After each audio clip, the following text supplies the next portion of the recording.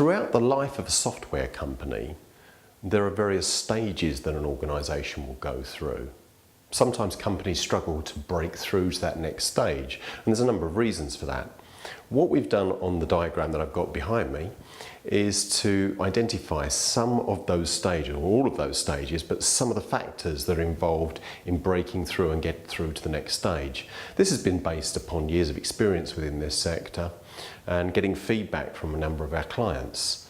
It's quite common that you can see growth of an organisation that reaches a certain stage but then seems to reach a sort of a glass ceiling that which they can't go beyond, and that's because in order to go beyond that stage, you often have to change. What's got you to that stage is not necessarily which is going to take you beyond that. And that can be quite difficult for any entrepreneur. And one of the things that we talk about as part of our EVA program are those stages and some of these key factors. This is a very simplified version of that, but I think it will give you a really good idea of what we're talking about.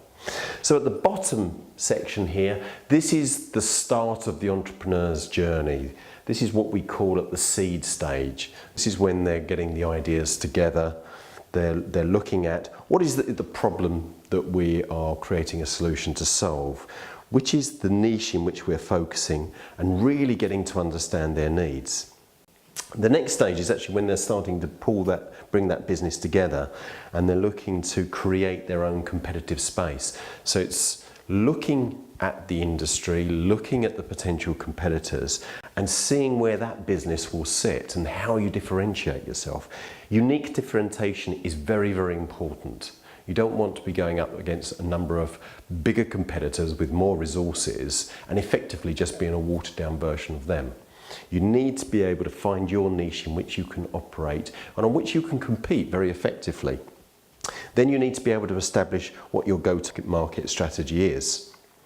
To be able to go out and effectively gain the attention of your potential clients and to be able to market to them. Is it direct? Is it via a reseller?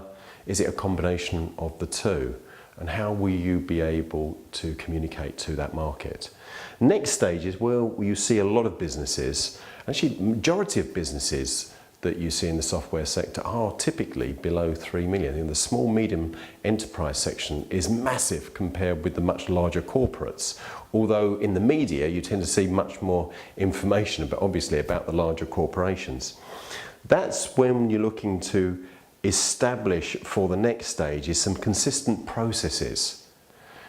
These are the assets that you start to create at this stage within your business that add equity value. One of the things that we talk about is being what we call the laptop entrepreneur. You must have a business that can run without you. If you're away for several months on time, what would happen to your business? Can you run your business? Are you getting enough management information? Do you have key performance indicators within your organisation so that you can run your business on a laptop? Can you run the business from the other side of the world? You need to start to be able to build that flexibility. You're also looking at that stage to start to build some brand establishment, and that involves a number of things. Obviously you need to have customers, you need to have happy customers, and you need to have some testimonials and references, but you need some consistency around your brand. And that brand needs to make some sense and sit in the minds of your potential market. The next stage is when we're looking at organisations that are really starting to scale. Probably businesses over 10 or 20 million in size, but that depends on the particular market sector. There will be money that you will need to be able to speculate and to grow. There's a certain amount of innovation that is also needed throughout these stages. At this stage, sometimes that can be lacking in some of these performance businesses as they've got other issues around staffing and as they're growing. And you need to be able to really penetrate those key sectors in which you've identified early on. It may also be at that stage where perhaps you're looking to, once you've established that key foothold, to move into other sectors, leveraging off some of the strengths that you've already established within your business. And that needs to have some careful consideration in order to know how to do that best. And then the final stage, obviously, is where we've been involved a lot, is regarding the exit. It's about optimal timing and that involves a number of different factors. Key mistake a lot of shareholders and entrepreneurs make, especially some of the major shareholders, is that they want to time the exit of their business upon some date, which is usually their age.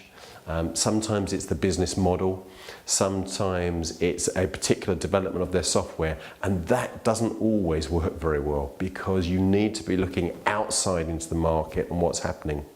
You need to make sure that you've got shareholder alignment. You need to make sure that all of the key shareholders have an understanding about that exit, about the exit strategy, and have an agreement. You don't want to have disagreements as you're starting to put together that final deal structure. And also you need to make sure, is your business M&A primed? Are you prepared and are you best placed for the buyer when they come hunting? Because if you're not, then not only is that going to make your business less attractive, but it's greatly going to devalue the equity value of your organisation. That in just a few minutes is a very simplified, quick run through. If you'd like some more information, please get in contact. We'd love to speak to you. Thank you very much.